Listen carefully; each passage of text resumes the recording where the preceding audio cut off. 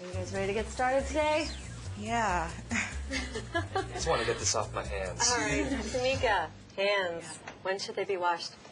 According to the CDC, hand washing is required, using soap and water, of course, before eating, after using the restroom, and if hands become soiled with blood or bodily fluid or visibly dirty. Good. Now, Paula, what's the right way to start washing your hands before you even turn on the water? Well, definitely make sure you've removed any jewelry and always keep your clothes away from the sink. Good, and why is that? Well, to prevent contamination of your clothes. And also, jewelry can harbor microorganisms and contaminants. Exactly.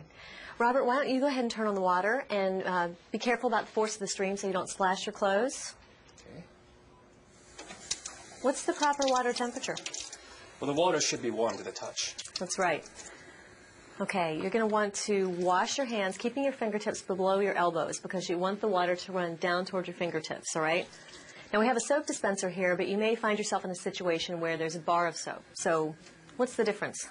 Well, with a bar of soap, you want to wash the soap before using it, and then wash it before returning it to the soap stand. Good.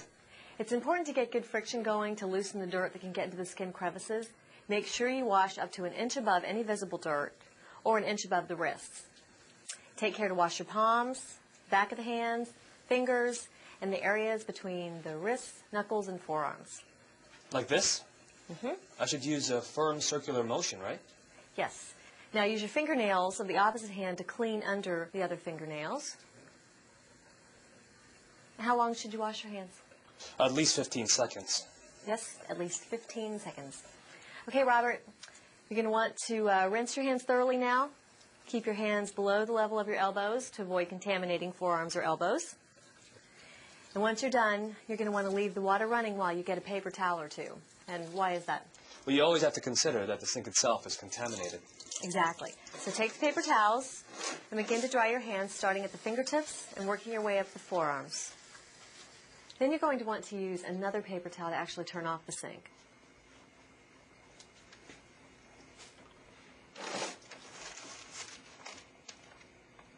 Miss Swenson, is it all right if I use moisturizer? In the winter, my hands get really chapped. Moisturizing lotions are fine as long as they're oil-free. Well, if a sink isn't available, could you use one of those alcohol-based antiseptic solutions? If your hands are not visibly soiled or contaminated with body fluid, then you do have the option of using an antiseptic hand rub.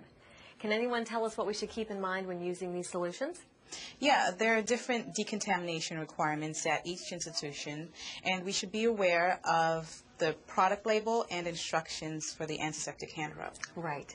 Okay, Tamika, how do we go about applying antiseptic hand rub? Okay. All yours.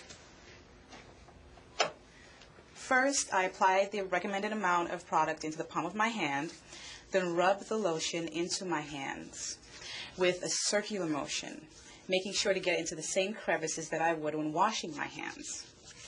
I continue rubbing until the product has evaporated on my hands. Excellent.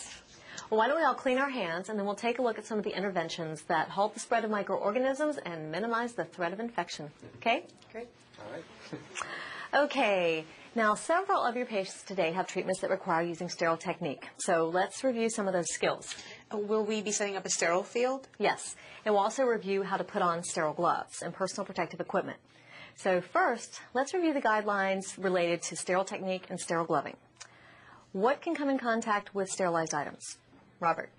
Well, only sterilized items can come in contact with other sterilized items, like sterile gloved hands. Speaking of gloved hands, when would you replace your sterile gloves, Paula? Well, if your gloves develop an opening or a tear, or if there's a compromise in the integrity of the material. When else? If your hands touch any unsterile surfaces or other items. And? Oh, right. If your hands go below your waist, that's also considered contaminated. Good. What's the easiest way to compromise a sterile field? And by turning your back on it or not keeping it above waist level. Exactly. And remember, never reach over a sterile field. Okay, Paula and Tamika, I'll catch up with you guys later. I'm going to hang out with Robert and find out about his next patient, all right? Okay. Good luck. Robert, tell me a little bit about your patient. Well, I'm going to be taking care of a patient who has a surgical incision that is separated and open.